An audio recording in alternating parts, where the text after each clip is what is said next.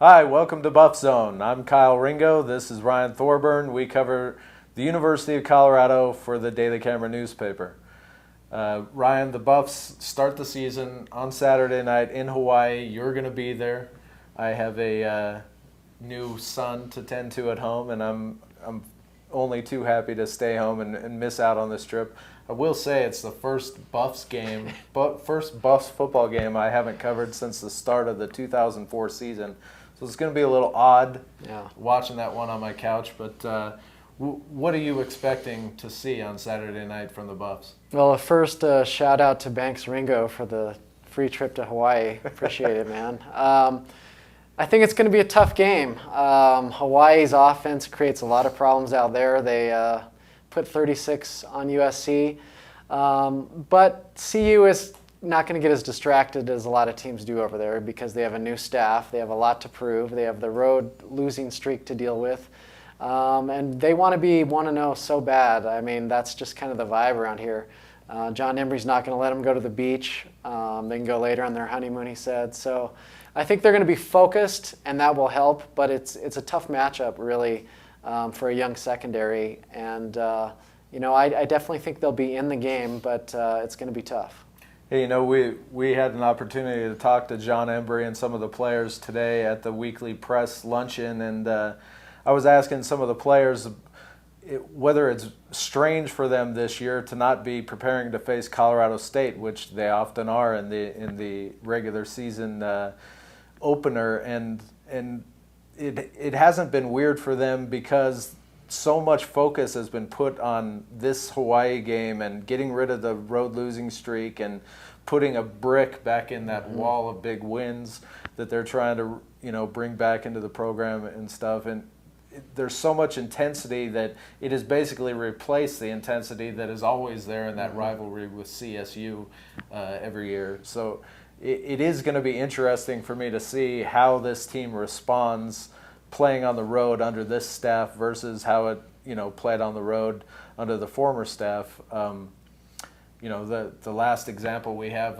of that under the former staff is that great debacle at Kansas last year where they gave up 35 unanswered points in the fourth quarter. So is this team capable of getting up and then holding a lead on the road under this staff, or do some of those old bugaboos come back and bite them? Or have they just grown beyond that? It's going to be interesting to see how they respond. You mentioned the brick, and if you don't know what he's referring to, CU has a wall of bricks that have scores of big wins over the years. John Embry was part of the one in '86 over Nebraska, I believe.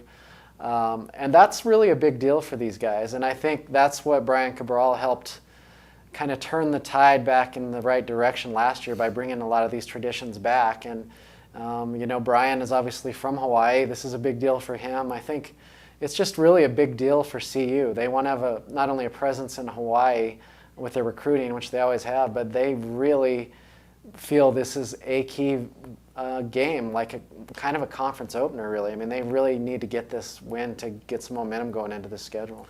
It's a tough place to play, and they have a veteran quarterback that they'll be facing. The defense plays well for Hawaii for the most part at home, and it'll be interesting to see if the Buffs can establish a running game against some of those big defensive tackles and that defense. I think really the key to this game, though, is if they're able to shut down that Hawaii passing game, because Hawaii doesn't run the ball effectively. Well, I think the key to this game is you need to see Tyler Hansen and Rodney Stewart on ESPN almost all night. They need to have the ball, and they need to run the ball, and they need to keep the ball, and they need 10-play drives that result in points. I mean, yes, Hawaii replaces most of their starters, but I mean, they're going to have 5 new, big, strong, physically gifted offensive linemen who only have to block 1 or 2 seconds before that ball's out. So, whereas CU has a huge edge defensive line versus offensive line, it really gets negated by the style of play of Hawaii, where it's hike and throw. So the key is CU's offense controlling the game, and obviously these new cornerbacks not getting completely toasted. Yeah, you mentioned in the press conference today, you asked Coach Embry about, the challenge of putting pressure on a quarterback who, might take a 3-step drop and the ball is out of his hands, and how do you do that? And you need to put some pressure on a quarterback to take some pressure off those young or inexperienced cornerbacks. I mean, Travis Sandersfeld is obviously not young, but he hasn't played much out there on the island. So, it'd definitely be interesting to see how they respond against that passing game. Got a prediction for me? That's tough. Let's see. I have predicted twice in the paper that they're going to beat Hawaii, and I'm going to stick with that. Just because of the focus, the fact that CU is going to be, relatively healthy, that might catch up to them later in the year with their lack of depth. But I think a healthy, focused CU team can beat an inexperienced, dangerous Hawaii team.